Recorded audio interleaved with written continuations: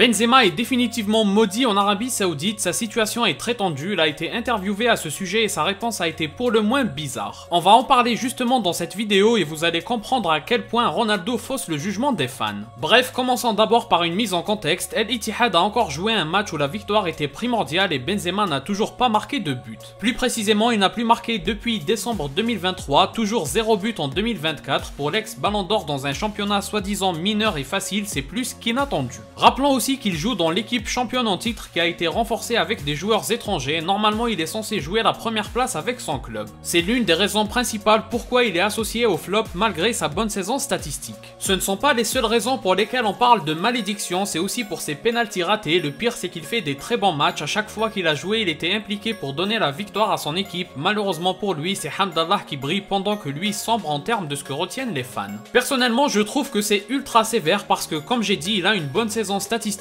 et parler de 0 but en 2024 sans évoquer ses blessures, c'est assez malhonnête aussi. Il a raté énormément de matchs à cause de sa mauvaise condition physique et à mon avis, ça a beaucoup joué sur sa mauvaise acclimatation. Et encore une fois, j'insiste là-dessus, dans le jeu, il est vraiment excellent, c'est pourquoi il faut relativiser. On peut comprendre la sévérité des fans qui s'attendaient à un joueur du standing de CR7 qui surclasse le championnat. Finalement, ils ont eu juste un bon joueur et seulement à mi-temps, donc on peut comprendre la déception. Sa réponse concernant ce fait-là et cette situation insatisfaisante, grosso modo que le Benzema d'El Ittihad n'est pas le même que le Benzema du Real Madrid. Il a répondu, c'est vrai parce que ce n'est pas la même équipe et pas les mêmes noms. J'ai besoin d'aide, j'ai besoin de quelqu'un qui m'aide sur le terrain, je n'apporterai pas la victoire tout seul, j'ai besoin des autres joueurs et d'autres choses. Il a aussi ajouté un post énigmatique sur ses réseaux sociaux avec une légende, n'oubliez pas qu'il y a toujours un comeback. En parallèle, les journalistes évoquent un possible et probable départ d'El Ittihad en fin de saison que Benzema a confirmé lui-même. Si on regroupe tous ces éléments en un seul mot, ça sent pas bon du tout pour Benzema, en temps plus vers la saison flop qu'autre chose malheureusement. Par rapport à la déclaration, personnellement je la trouve très intéressante et très forte, il remet la faute indirectement sur les autres, ou du moins il dédouane sa personne. Je pense qu'il n'est pas à l'aise avec l'anglais mais en conséquence il dit simplement le fond de sa pensée. Personnellement je valide quand les joueurs disent ce qu'ils pensent, je ne reprocherai jamais à un joueur d'être honnête mais en l'occurrence sa pensée est plutôt négative, il remet la faute sur les autres et demande de l'aide carrément, on attend autre chose quand même venant d'un champion. En ce qui concerne le post énigmatique, comme à son habitude c'est du classique Benzema, peut-être qu'il sous-entend un retour au Real Madrid mais ça me paraît personnellement impossible, je pense plutôt à un retour en Europe en général.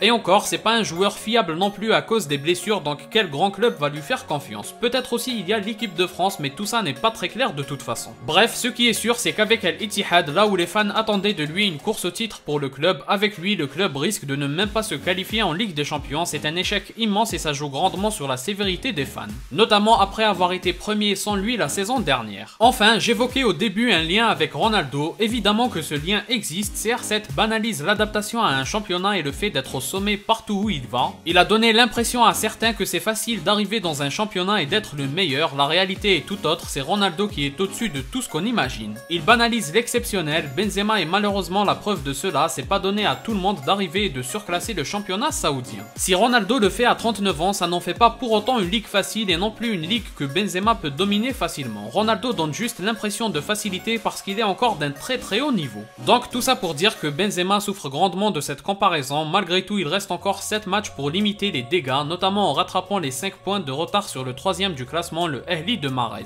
Ainsi il y aura qualification en Ligue des Champions asiatiques derrière El Nasser et El Hilal et comme ça les dégâts seront minimisés pour l'ex-Ballon d'Or. Comme d'habitude, n'hésitez pas à mettre en commentaire ce que vous en pensez, si vous avez aimé laissez un like et abonnez-vous pour ne rien rater, partagez aussi la vidéo pour me soutenir. Moi je vous dis à la prochaine, portez-vous bien.